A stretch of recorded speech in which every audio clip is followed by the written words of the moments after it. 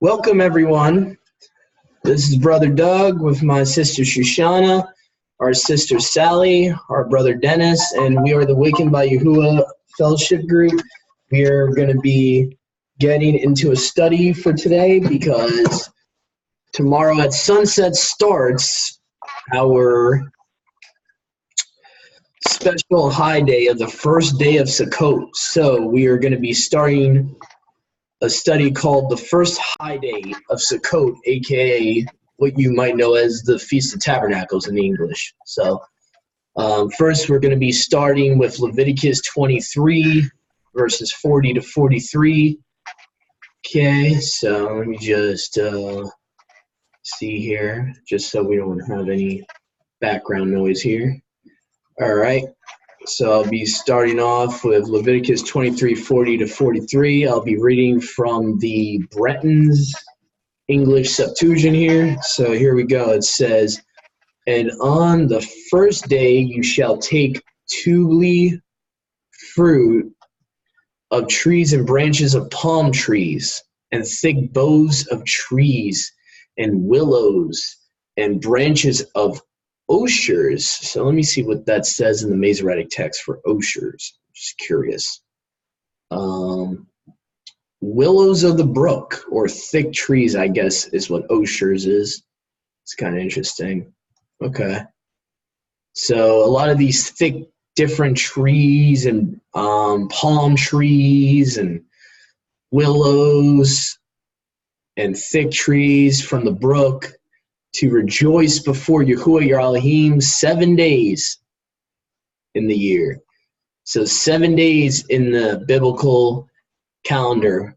So basically it's a week appointed time. It's the only appointed time that's actually a full week. It is a perpetual statute for your generations, meaning eternal, basically. In the 7th month you shall keep it. So now he's getting specific here. In the 7th month. 7 days you shall dwell in tabernacles, or Sukkot, sukkah, which basically can be a temporary shelter. If we actually look at the Strongs here real quick, okay, go to booths. Masoretic text has booths. So thicket, covert, booth, thicket, booth. It can also be a tent. Some translations, some, like the Strong's here, says tent, tabernacle, pavilion, covert, cottage. So cottage would also be like a cabin. So some people do cabins. I just usually try to do tent because I always thought it was tent, but now I'm starting to see it's a little bit more general than just a tent. It can be a cabin and stuff like that. That's something I never noticed before. That your posterity may see, your body, your being, yourself may see that I made the children of Yasharel to dwell in tents, in sukkots, temporary dwellings, when I brought them out of the land of Egypt, out of the land of Mitzrayim. I am Yahuwah your Elohim. So pretty basic to the point. I'm just going to unmute my sister Shoshana. I just had you muted, sis. There was like a little interference on your background, so that's the only reason I had you muted. But it's okay. Yep. Do you have anything? You can keep me muted if you need to. Okay. All right. Is there anything you wanted to add or maybe explain to anyone, or anything you thought came to mind? Not at this point. Okay. I'll let you know. All right. Okay. All right. So now we're going to go to Deuteronomy 16, verse 13 here. And let's see here. Deuteronomy 16, 13. Which says, Feast of Booths. So I kind of like how the Esor does the headers here. Here we go. So, you shall keep for yourself the Feast of Tabernacles 7 days, when you gather in your produce from your grain floor. And I just want to explain to people, because people are like, well, it says corn. Corn is an old British term for grain. It's pretty much the same thing as our modern English term grain. It's the same thing. So from your grain floor and your wine press, so you know what your vats and what, you know, basically what Yahuwah has baruch you with your grain, your produce, you know, all the vines that you have that your wine come from, you know, from the wine press. And you shall rejoice in your feast. Be happy.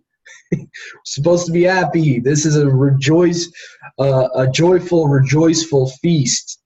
You know, the last one, atonement, is kind of like you know, more of a solemn type of appointment. It's more of self-reflection and all that. This is being happy. He's commanding you to be happy. And your daughter and your manservant and your maidservant and the Levite and the stranger and the orphan and the widow that is in your cities. So all of them should be rejoicing with you. Okay? 7 days you shall keep a feast to Yahuwah your Elohim in the place which Yahuwah your Elohim shall choose for himself. And if Yahuwah your Elohim shall barak you in all your fruits and every work of your hands, then you shall rejoice. 3 times in the year shall all your males appear before Yahuwah your Elohim in the place which Yahuwah shall choose, in the feast of unleavened bread, the feast of weeks, which is known in Christianity as Pentecost, and the feast of tabernacles, or the feast of booths, Sukkot. So you have feast of matzah, unleavened bread, feast of weeks, aka Pentecost, and the feast of Sukkot, aka Tabernacles. So 3 times in the year, the men, the males, your males here, very key to see that there, shall appear before him not empty-handed. And you shall not appear before Yahuwah your Elohim empty. I want to kind of break down this a little bit, because this is, a lot of people say, well, you know, how do we do this in the Melchizedek priesthood? I would say, well, appearing before him not empty to me would mean that whatever he's baruch you with, you are to use for, you know, you are basically to use part of whatever they would have been given for offerings. And since we can't do offerings, we can at least buy food and give thanks to Yahuwah for the food, use part of our money for the food and to give thanks to him. You know, I think that is probably the application we could most likely use with this verse here. So I just wanted to kind of explain that. We can still do tithes today, as we're going to get to in this study. We can still do tithes today by giving it to the widow, and we'll get into that very shortly in this study. But I wanted to explain verse 16 to people, because people would be like, well, there's no temple. We can't really physically appear before him. There's no, you know, human priesthood on earth right now. So I just kind of wanted to explain to people how we would actually keep this commandment, or try to memorialize this specific commandment. Okay, so now we also got Numbers 29, verse 12. This will be the next one here, and let me just see here. Oh, sorry, Sister Shoshana, my bad about that. Sorry. What I wanted to say is that Dennis could tell you a lot about what the males did in a group that we were with to follow that scripture you just read. Okay, Brother Dennis, you're unmuted right now. If you would like to elaborate what Sis was speaking of, Sister Shoshana just brought up. Yeah, what we would do, we would just present ourselves before Yahusha and say, you know, this is how we've been baraked, and maybe put a little bit of money in an envelope or something, and we would do that, I think, every day of the week, and then we would use that, you know, for the ministry.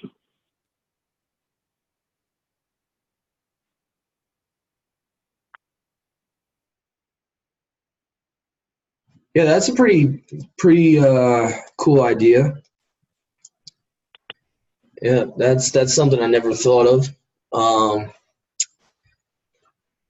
So yeah. So yeah, definitely, you know, so if you wanted to elaborate more, like ministry wise, like what would you guys do with the money that you would put in an envelope? Like, would you buy food with it, or you know, what exactly for ministry would you? We Yeah, would buy whatever the group needed as a collective. And especially if you are doing a work, I don't think we should really pay the ministry unless we're doing a work that is definitely a work of Yahuwah. But it is for the support of widows and orphans and those who could not come to the feast if not without that help. And that's what it would go to. Okay, yeah, that. Thank you for that explanation. That actually helped a little bit for me to understand. Okay, yeah, that makes sense. Yeah, so and that would be, you know, that would be considered the tithes that you would give to the widow. So yeah, um, which is pretty much applicable in today. It's not that hard to apply that part of it. So yeah. Um, yeah, that was great info though. That kind of explained a little bit how Deuteronomy 16 verse 16 could actually be applied and make sense. So thank you, sis, and thank you, brother Dennis. Let me see here. So now we're up to Numbers 29 verse 12 here, which says this is talking about the offerings back when we had back when there was a Levitical priesthood. So this is the context of when you had Aaron and his sons servicing the Father on earth here. So let's keep that in mind. Numbers 29:12. And on the 15th day of this month, you shall have a set apart gathering. Now that we can do. We can gather together. That's applicable. As long as you're able to physically be, you know, you can either be physically in one place, or unfortunately what we have to do, because we're not able to be physically in one place, is, you know, meet over Zoom here. But convocation, a set apart convocation, a set apart gathering, that is applicable in modern day. You shall do no servile work, meaning no servitude work. I believe that's what it's referring to there. And you shall keep it a feast to Yahuwah 7 days. Again, the 7 days. So keep a feast to Yahuwah 7 days, set apart gathering. And so pretty much you're gathering together and you're keeping a feast to Yahuwah 7 days. And so pretty much self-explanatory there. 2 Chronicles 8:13 is the next one I have here. And it says, according to the daily rate, to offer up sacrifices according to the commandments of Moses, on the Sabbaths and at the new moons and at the feast 3 times in the year, at the feast of unleavened bread and at the feast of weeks and at the feast of tabernacles. So those 3 feasts that were not supposed to appear empty. Also, back in the Levitical priesthood, you had specific sacrifices. And of course, you know, kind of hints to us that something's been taken out here, because it's hinting to sacrifices on the new moon. But yeah, we don't see that in anywhere from Genesis all the way to Deuteronomy. So obviously something was taken out, because you only can see stuff being referred to the new moon as specific commandments for the new moon in the prophets or in 2 Chronicles. So it's very weird how you see it later on in Scripture, but nowhere actually in the law of Moses in the Torah. It's kind of weird, but it says it's in the law. It says it's in the law of Moses. So there's something going on here. So I would encourage everyone to check that out. That doesn't keep the new moons, that they, you know, they're convicted that it's just a start of the month of each month. I would encourage them to look that up, even though that's kind of a side topic. I would encourage them to look up scriptures that actually talk about this in the prophets, like Ezekiel, Isaiah, and other prophets that talk about specific things of the new moon being a day of worship and hinting to it as like a Sabbath. But anyway, Nehemiah chapter Yes, 8. it is Mm-hmm. combined. It's combined with the Sabbath in all those scriptures. Your new moons and your Sabbaths. Your new moons and your Sabbaths, over and over. That's all I want to say. Yep, I couldn't say it any better myself. Nehemiah chapter 8, verses 17 to 18 will be the next cross-reference we have here. Okay, so Nehemiah 8, and I believe this is going to get to the sacrifices too. This is another one. And I believe this is the time when they first came back from captivity after Cyrus made that proclamation. So that's the historical context of the book of Nehemiah. And all the congregation who had returned from the captivity made booths and dwelt in booths. For the children of Yashrael had not done so from the days of Yahushua the son of Nun until that day, and there was great joy. Now, just something to notice here. This is how you know what the true name of the Messiah is here. Look at this. The English translator of the Septuagint here translated the son of Nun into Jesus. So he knows something that Christianity doesn't want you to know, that this is the same name as the Messiah, hence why he would want to hide it with JC, why he would want to hide it with JUSUS, the son of Nun. So obviously he knows that it should have been Yahushua's son of Nun, but he hid it with Jesus. So that's something you should look into too. You can find that in Zechariah 6, 11 and 12 with another Yahushua. That Yahushua is the son of Jehozadak, who became a high priest in the book of Zechariah. So there's two guys in scriptures at least that had the same name as the Messiah. But anyway, John chapter 7, 2 to 3. Now this is a very, very, very, very, very, very controversial verse that's usually used in the Christian church to say that we don't need to keep these appointed times. So, and taken completely out of context. John chapter 7 verse 2 says, now the Yahudim, or the Judean feast of Tabernacles, was at hand. Now if you just read that by yourself, Christians would use this and say, well, we don't have to keep this because it's the feast of the Judeans, it's not our feast. First of all, if that's the case, then that's going to contradict Leviticus 23. That's going to contradict everywhere in the Old Testament where the Feast of Tabernacles was kept by all 12 tribes, not just one. So you got to understand that in the land at that time, majorly the house of Yehuda was the only ones in that land at that time. That's probably why it was called the Feast of the Yahudim, because the house of Yehuda only had 3 tribes in it.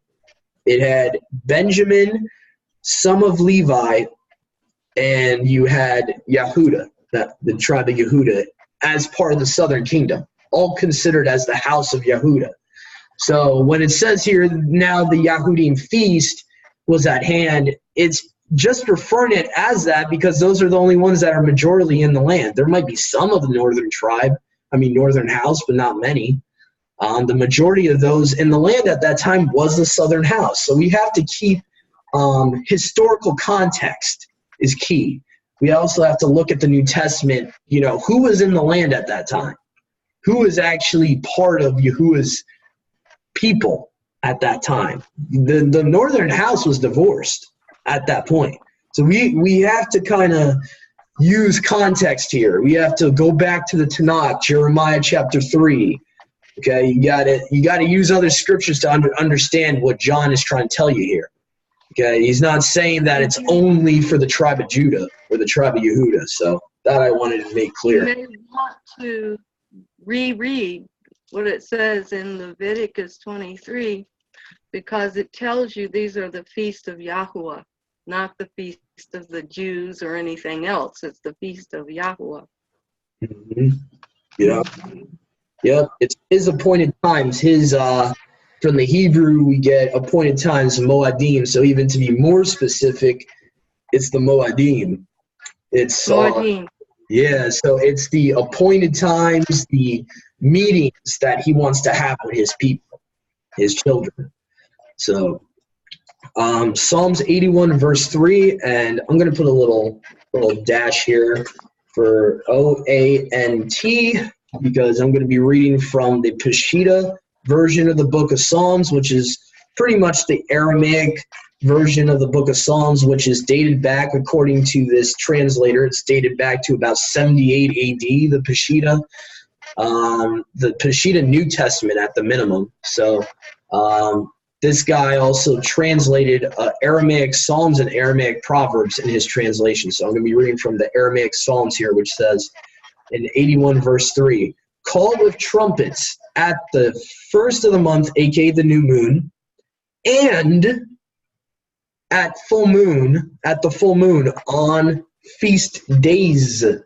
And one of them that we know for a fact it's referring to here, because tomorrow night is going to start Tabernacles for us, is the full moon tomorrow. So obviously this is not just talking about the new moon in this verse. Common sense. Okay, if it's talking about trumpets at the new moon, and the word and usually is combining something. So that it's talking about two different appointed times. It's talking about the new moon, which every month you would blow a trumpet at the new moon, the first of every new month.